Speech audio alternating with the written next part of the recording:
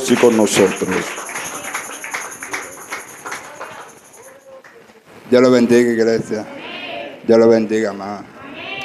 Bendigo la vida del pastor, porque cuando entré por ahí, lo vi cantando un coro y sentí que el pastor estaba en otra dimensión.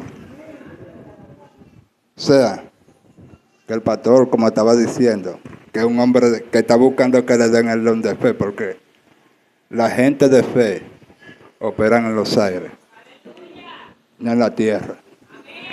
Y sentí que el pastor estaba operando en otro nivel. No sé si ustedes pueden dar cuenta en la forma que él estaba hablando. Pero eso lo hace la búsqueda. Wow, santo. Bendigo a la iglesia en el nombre de Jesús. Bendigo a Yoja que entregó su vida al Señor. Hay que ayudarlo a orar por ella para que el Señor haga su voluntad en ella. Así como empezó la obra, la termine. En el nombre de Jesús. Bendigo a la iglesia por completo en el nombre de Jesús. Dense un aplauso a ustedes mismos.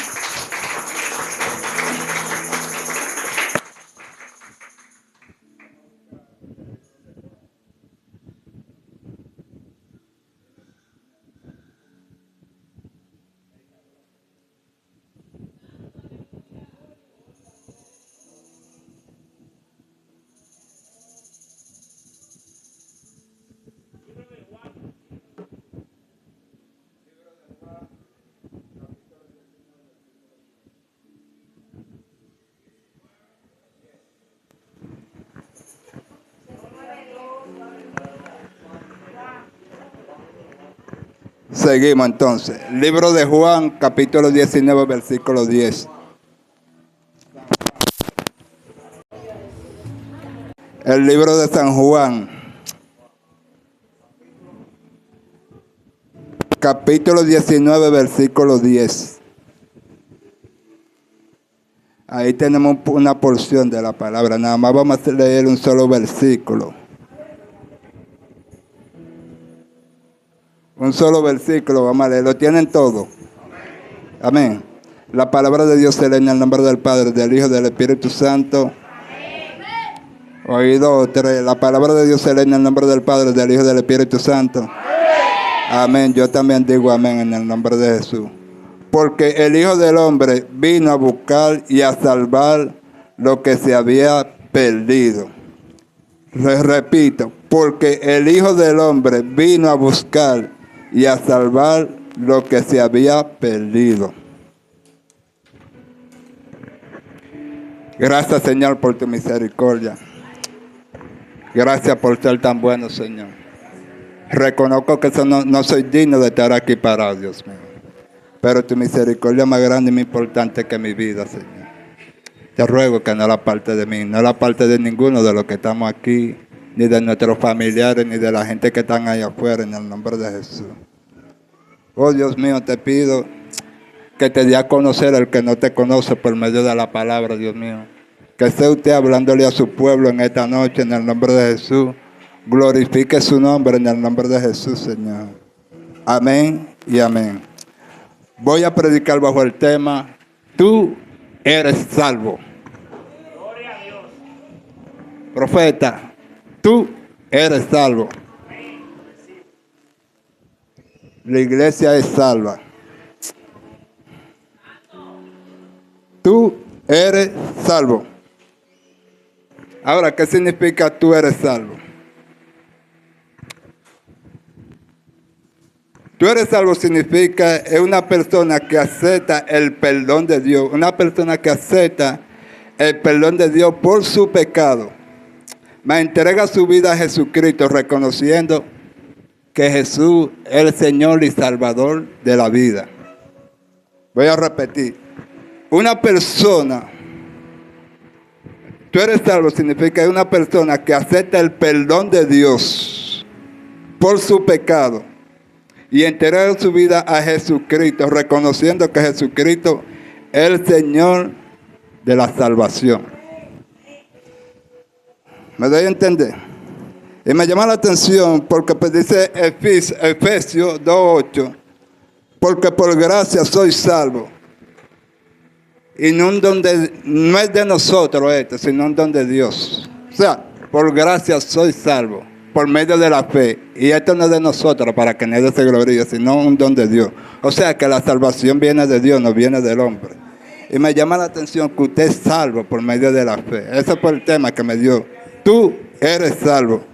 Y algo que yo puedo entender es que cuando Jesús llama a Abraham de la tierra de Ur de los Caldeos, lo primero que le dice: sal de tu tierra y de toda tu parentela a la tierra que te mostraré. Haré de ti una nación grande y en tu simiente serán benditas todas las naciones. Ahora, ¿cuál es el simiente de Abraham? Jesucristo. El simiente de Abraham era Jesucristo. Serán benditas todas las naciones en tu simiente, o sea, con el Evangelio. Con el Evangelio. Y me llama la atención que antes de la fundación del mundo ya Cristo estaba preparado para venir a morir por nosotros. Antes de la fundación del mundo ya Cristo estaba preparado para venir a morir por nosotros. Y una de las cosas que me llama la atención es que el mismo Dios levanta unos cuantos profetas a hablar de la venida de Cristo, a hablar del nacimiento de Cristo. Por ejemplo, Moisés era el único que tenía acceso a la presencia de Dios. El pueblo no tenía. El único después de Moisés que tenía acceso a la presencia de Dios era Aarón, porque era sacerdote. Y Aarón, si Dios no lo invitaba a pasar, no podía pasar porque lo cortaba en dos. Tenía que esperar a Aarón que Jehová le dijera: pasa tú ahora, entra a mi presencia, porque no podía pasar sin Dios avisarle. El único que podía entrar sin avisarle era Moisés. Y vemos como esto preocupa a Moisés, porque Moisés deseaba que el pueblo entrara a la presencia de Dios, pero el pueblo no podía, tenía un límite. Jehová le dijo: si pasan de ahí, lo mato a todos. Y esto preocupaba a Moisés, porque Moisés dice: tiene que venir una ofrenda sin mancha, sin pecado, que se sacrifique para que el pueblo pueda entrar a la presencia de Dios. Vemos como Dios usa este profeta, dando una profecía, que Cristo era la ofrenda que se tenía que sacrificar para que el pueblo pueda entrar a la presencia. Pero también vemos que levanta a Isaías con otra profecía. Isaías se levanta con una profecía. En Israel hay una mujer, una virgen, que va a dar luz un niño llamado Emmanuel, que significa Dios con nosotros, que hablan del mismo Jesús. Vemos también que pronuncia o profetiza: el Espíritu de Dios está sobre mí, en cual me he ungido para llevar la buena nueva. Ve cómo Dios va haciendo conexiones con los profetas de la vida de Cristo. Ahora vemos a Daniel también, que habla de la venida de Cristo, de la manifestación. O sea, le llevaba una secuencia. Ahora me llama la atención que Cristo se manifiesta en Israel. Se manifiesta como niño. Después crece. Se bautiza. Empieza a operar el milagro. Pero nadie lo conoce. Y uno de los milagros que más me llama la atención de Jesucristo fue el que le hizo a Bartimeo. Dice la palabra que Bartimeo era un mendigo, un ciego que vivía mendigando a la orilla del camino. Dice que viene una multitud por Jericó. Y cuando la multitud viene, que Bartimeo oye, dice: ¿quién es que viene? Le dicen: Jesús de Nazaret. Dice, empieza a vocear: Jesús, hijo de David, ten misericordia de mí. Pero dice la palabra que la gente lo reprendía: no moleste al maestro. Y él seguía voceando. Y siguió voceando hasta que el maestro lo escuchó. Y yo no sé si tú puedes entender que tú puedes seguir que tú puedes seguir orando hasta que Cristo te hasta que Dios te escuche. Y lo primero que le dice Jesús: traerlo a mi presencia. O sea, tráeme el problema a mi presencia. El problema de muchos que se quedan con el problema porque no lo traen a la presencia, al altar. Wow, santo.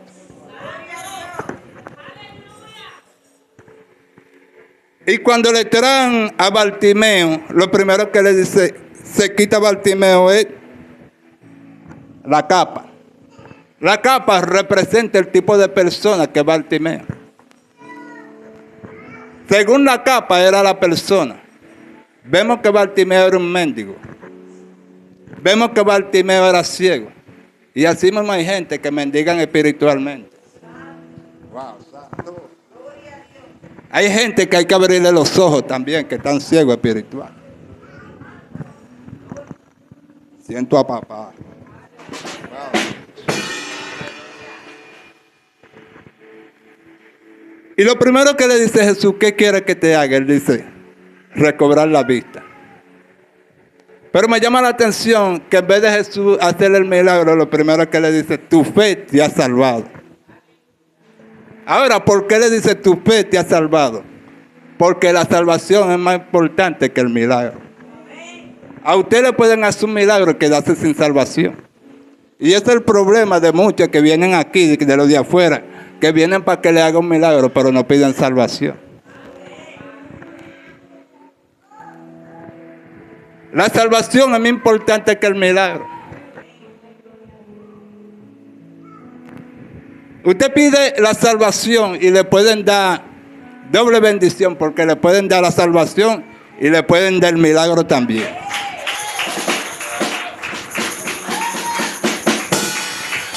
Y eso fue el problema de los 10 leprosos. Que Jesús iba pasando por una ciudad y habían 10 leprosos.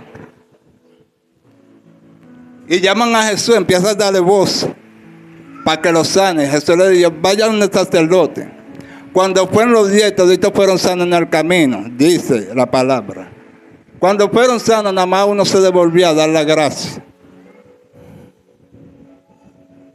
Y recibió doble bendición. Jesús le dijo, ¿dónde están los 9? No eran 10, pero Jesús sabía dónde estaban. Eso nada más tuvieron el milagro, pero no tuvieron la salvación. Sin embargo, al que se devolvió a dar la gracia, le dieron doble porción, le dieron la salvación y le dieron el milagro. Por eso, la salvación es más importante que el milagro. Y la gente usted lo ve preocupado porque le hagan el milagro. Procure primero la salvación y luego el milagro. Yo no sé si usted puede entender que hay mucha gente que se enferma.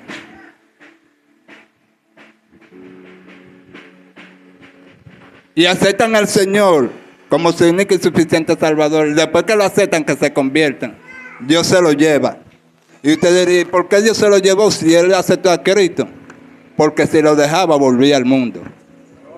Si lo levantaba de ahí, volvía al mundo.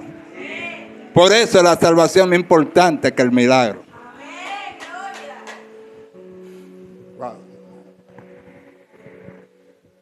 Por eso tú ves que los ricos subió el dinero. Y esta es la palabra, que la vida del hombre no consiste en el dinero. La vida del hombre no consiste, es necesario el dinero. No le voy a decir que si a usted le dan 20 millones, usted lo va a desechar. Usted lo va a coger. Pero primero está Dios que el dinero. No es que usted va a poner primero el dinero que Dios. Ponga a Dios primero que el dinero. Porque Jesús se encontraba en medio de una multitud. Wow.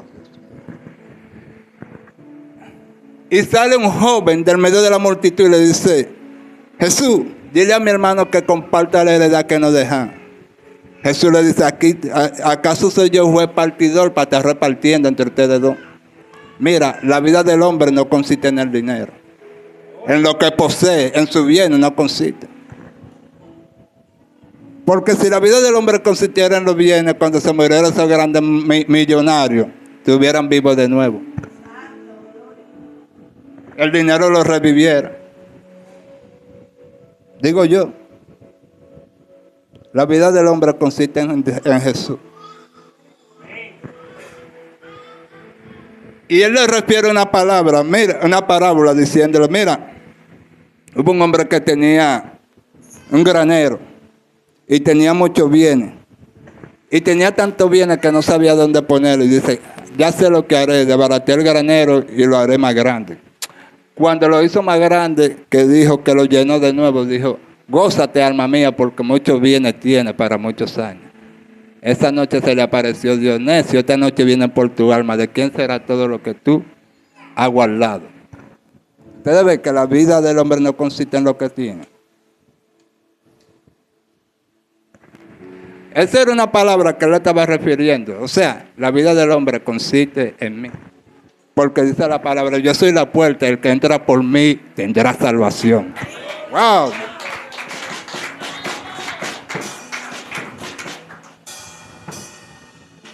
Y por eso me llama la atención que seguimos hablando de Jesús. Jesús se presenta haciendo milagros. Los fariseos se turban cuando ven a este hombre haciendo milagros. Los fariseos se turbaron tanto que pensaban que los romanos lo iban a matar por causa de Jesús. Y profetizó Anás y dijo, oye, los romanos nos van a matar por causa de este hombre. Pero para que mueran el pueblo entero, mejor que muera uno y se salve el pueblo. Estaba profetizando que Jesucristo tenía que morir para que todo el pueblo sea, yo no sé.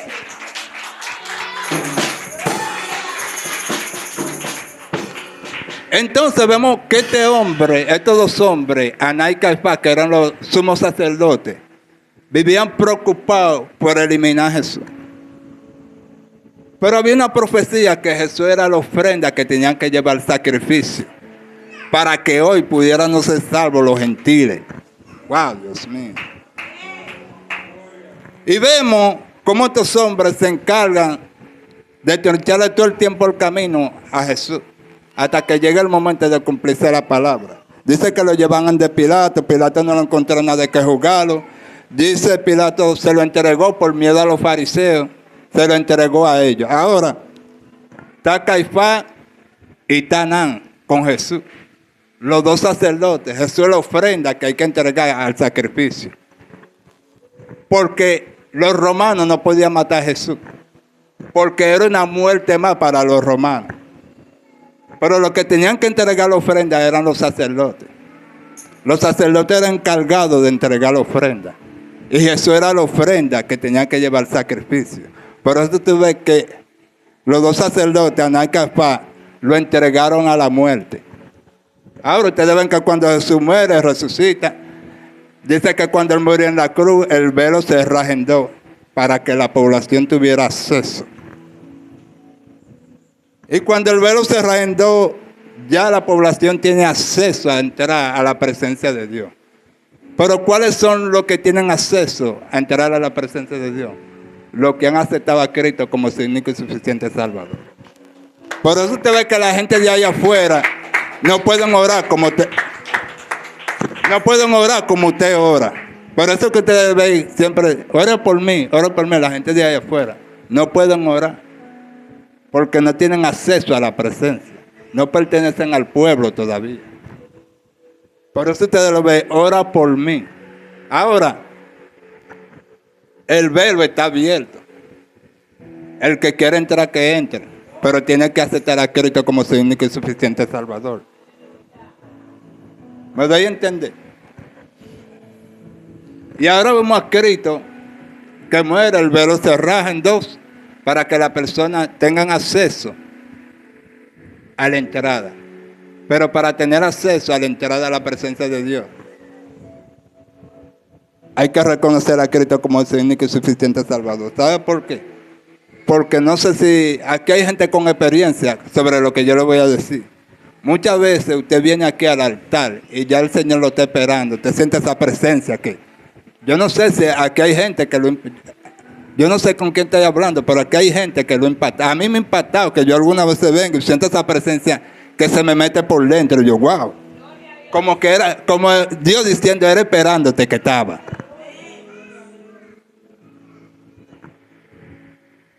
Ahora, una gente que no le sirve a Cristo no puede entrar.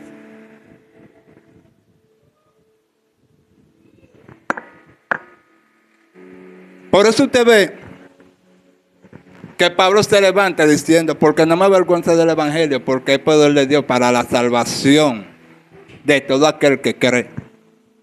O sea, no me avergüenzo del Evangelio, porque es poder de Dios para la salvación de todo aquel que cree. Y me llama la atención porque Pablo está diciendo esto, porque Pablo estaba considerado como un jerarca cuando era, antes de ser cristiano. Pablo tenía una consideración. A Pablo le daban cartas de ruta para que persiguiera a los cristianos, que no era todo el mundo que le daban esa carta. Pablo tenía una consideración. Y mira con lo que salta este hombre, porque no me avergüenzo del Evangelio. O sea, él se pudiera avergüenzar por el rango que tenía, pero mira cómo porque no me avergüenzo del Evangelio. Y dice la palabra que todo aquel que se avergüenza del Evangelio, el Señor se va a avergüenzar. Dios mío, se va a avergüenzar de él. Santo. Dios mío. Wow, siento papá. Y tú te imaginas a Dios diciendo, a Cristo diciendo, que me da vergüenza dejarte entrar aquí. Es duro, un hombre eterno. El que se avergüenza de mi palabra, así me voy a avergonzar yo. Y no lo dejaré entrar. Por eso me encanta Pablo, porque no me avergüenzo del Evangelio, porque es poder de Dios para la salvación de todo aquel que cree. Iglesia, tú eres salva. Tú crees, iglesia.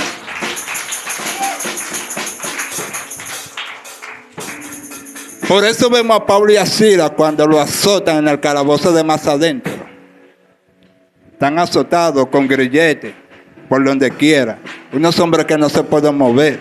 Unos hombres con el 40 menos 1 encima. 40 latigazos menos 1 tenían ellos.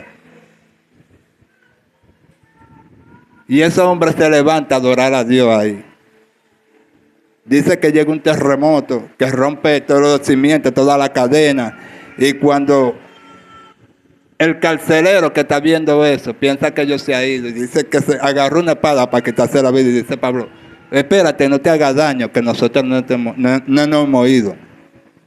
Y dice el carcelero, ¿qué tengo que hacer para ser salvo? Oye, para ser salvo.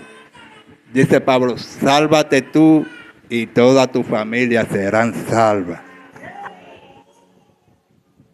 ¿Sabe por qué? Porque cuando usted acepta a Cristo como su único y suficiente Salvador, lo primero que tú verás por su familia, porque usted no quiere irse solo y dejar su familia aquí. Todo el cristiano lo primero que busca es que su familia sea salva. El que me diga que no me está diciendo mentiroso. Todo el cristiano lo que quiere es que su familia sea salva, sea hijo, sea hermano, sea amigo. Es tan tal que es así que cuando tanto dicen el Evangelio y se descarga a uno, los otros sufren. Porque nada más piensan, si llega a Cristo, mi hermana se va a mi hijo se va. ¿Tú me entiendes? Y todo el cristiano, cuando viene al Evangelio, lo primero que empieza a orar por su familia, porque la quiere ver, no quiere que se quede cuando Cristo venga. Por eso Pablo le dice, sálvate tú y serán salvos toda tu familia. Por eso ustedes pueden ver que cuando Cornelio llegó la gloria, toda la familia se arrepintieron de Cornelio. Y el único que era ver a Cornelio. Cuando se manifestó la gloria, toditos se arrepintieron en la casa de Cornelio. Porque, Dios. Porque por uno vienen todos.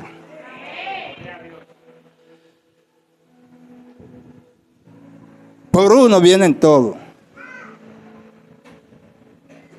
Ustedes ven que en muchas casas empiezan solo. Por ejemplo, aquí hay muchos ejemplos de eso. Muchos ejemplos vivos que están aquí. Es más, voy a poner al pastor como cabecera. El pastor empezó solo, vino aquí, mira cuánta gente tiene. Tiene familiares, amigos, tiene un sinnúmero de gente. Ustedes me ven. Por uno vienen todos.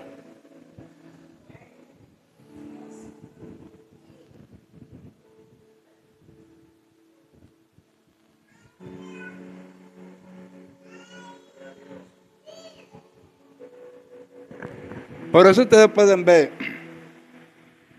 que Cristo todo el tiempo haciendo milagros se preocupaba porque la gente no fuera salva. No era por el milagro, porque Cristo murió no fue para hacer milagros. El milagro Cristo lo hacía para que la gente pudiera creer que Él era el Hijo de Dios, que Él venía a salvar el mundo.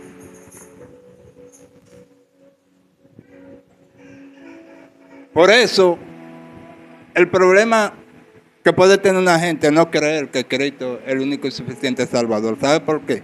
Porque la Biblia registra que hubo uno que dijo, ¿y quién podrá comer pan en el reino de los cielos? Y él le dijo, lo que es difícil para el hombre es fácil para Dios. O sea, el salvarse, nosotros no podemos salvarnos a nosotros mismos. Ahora, Cristo puede salvarnos a nosotros.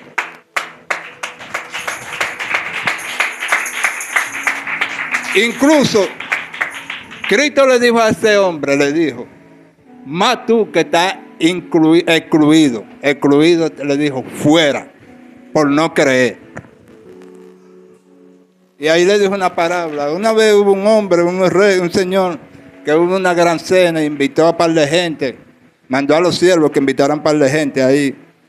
Y cuando llegó el día de la gran cena, cuando van del primero, no, yo compré una yunta y la tengo que probar, yo no voy ahí. El otro se había casado. Tú sabes que tengo que amanecer con mi mujer, que me casé ahora.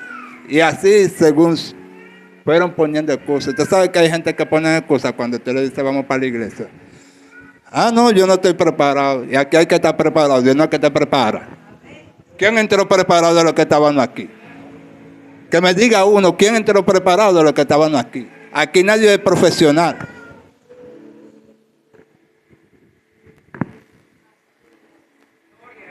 Aquí el que prepara y capacita es Dios. Se lo digo por mí mismo, porque yo parado aquí con un micrófono, cuando en la escuela me mandaba a explicar y me sonaban los bolsillos con un menudo como una maraca, temblando. Los que estuvieron en la escuela, que me digan si no, cuando lo mandaban a explicar, si no se ponían nerviosos. Diferente aquí, que Dios te agarra, te capacita y te dice, sube, ve, que ya tú estás preparado.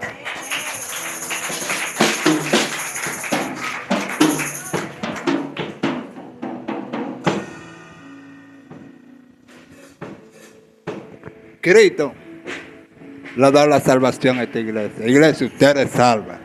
Tú eres salva por fe, créelo. Ese fue wow, Dios mío.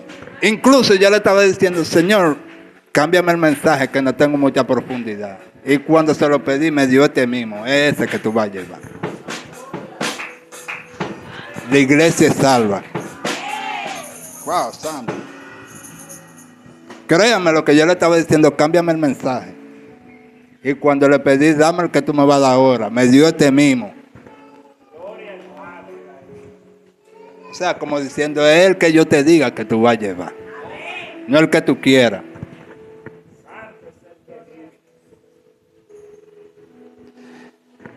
Y me llama la atención donde leímos, porque vemos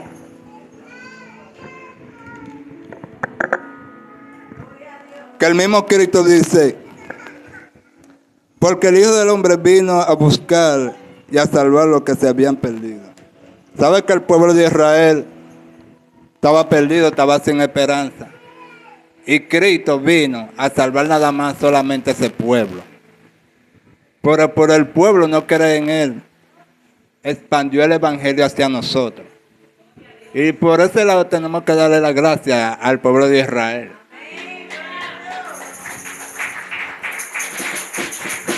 Porque por ello negar a Cristo, Cristo dijo, ahora yo le voy a dar la salvación también a los gentiles, para que ustedes se pongan celosos. Y por causa de ello llegó el Evangelio a nosotros. Por eso somos salvos. Entonces, poca gente estaban esperando a Jesucristo, como Zaqueo. Zaqueo estaba esperando a Jesucristo. Cuando llegó Jesucristo le dijo, baja de ahí, ven, que yo sé que tú me estás esperando. Bajó gozosamente, le dijo, mira, yo voy a entregar todo lo que yo he cogido a los demás. Esto y esto. Por ser hijo de Abraham, tú eres un hombre de fe, ha llegado la salvación a tu casa. El Hijo del Hombre vino a buscar lo que se había perdido. Zaqueo era uno de los que se había perdido, pero tenía la fe. Tenía la fe. Que el que lo tenía que buscar lo iba a encontrar. Y yo no sé si te puedes entender que Cristo vino a buscar lo que se había perdido y lo encontró. Por eso, usted no se puede encontrar raro que usted no está allá afuera, usted está aquí adentro. Por eso usted no se puede encontrar raro. ¿Y qué yo hago todo el tiempo en la iglesia? No me da voluntad de estar allá afuera. Porque antes no quería, ni en la casa paraban, no era chorteando en la calle, en la esquina. Pero ahora, yo sé que cuando usted salga ya que usted coge para su casa, diferente cuando estaban en el mundo. Que llegaban a trabajar, nos bañaban, ya vamos a pararme en la esquina ahí a ver qué se me pega. Quizá venía un pana ahí y digo, vamos a poner 2 cervezas. Y ahí se armaba la rumba. Pero ahora es diferente, aquí usted no gasta. Tiene salvación gratis. Tiene vida eterna. Tiene protección de ángeles. Que los que están allá afuera no lo tienen, que es diferente. Por eso usted puede ver, mira. Wow, Dios mío. Hay veces que tú vas por un sitio y solo Dios sabe el peligro que tú coges. Y llamando a un ángel que te desvía y tú no te... Ay, Dios mío. Tú ni cuenta te das y tú dices, ¿por qué yo cogí este atajo? Porque yo siempre me voy por aquí. Y evitándote un peligro. Crea lo que hace. Hay veces que tú pasas por un sitio de atracadero y Dios te hace invisible. Y tú ves los atracadores y tú dices, pero van, que tú te parece que están atracando. Pero ellos no están viendo a ti. Tú lo ves a ellos, pero ellos no te están viendo a ti. Dios te hace invisible. Dios lo puede todo. Por eso Dios nos salva de las dos maneras. Nos salva física y nos salva espiritualmente. Mira, yo creo que si Dios pusiera un televisor o una pantalla de lo que nos ha salvado, del peligro que nos ha salvado, nosotros dijimos, vaca, pero es verdad, yo estaba por ahí ese día. Y a fulano les dio un machetazo y a mí no. Wow, Dios mío, santo. Mira, ay, Dios mío. Mira lo que me viene a la mente. Una vez venía yo, para que usted vea quién es Dios. Ya yo estaba por entrar a la iglesia, ya yo estaba tratando conmigo. Una vez vengo yo como a la 1 de la madrugada, de un colmadón. Tengo 8,000 pesos en los bolsillos. Vengo por donde quiera bajando. Hay un tipo que va delante de mí. Yo estoy moca, todo oscuro. Y estoy caminando. Y han salido 2 atracadores. Y han abrazado al tipo y dice, uno dice, a ese no era el de atrás. Cuando yo oí el de atrás me devolví en bolehumo. Ahora, usted diría, yo tengo suerte. ¿Censo tiene suerte? No, fue el mismo Dios que me cuidó. Con 8,000 pesos. A la 1 de la madrugada. Y agarró a otro equivocado, pensando que era yo. Y cuando el tipo dijo, no, ese no es el de atrás. Yo, bueno, me devolví para los bandos. Pero usted diría que no, tú tuviste suerte. Y eso es suerte. La misericordia de Dios sobre mí. O sea, Dios me salvó físicamente ahí. Iglesia, tú eres salva. Créelo que tú eres salvo, iglesia. Varón, pasa por aquí.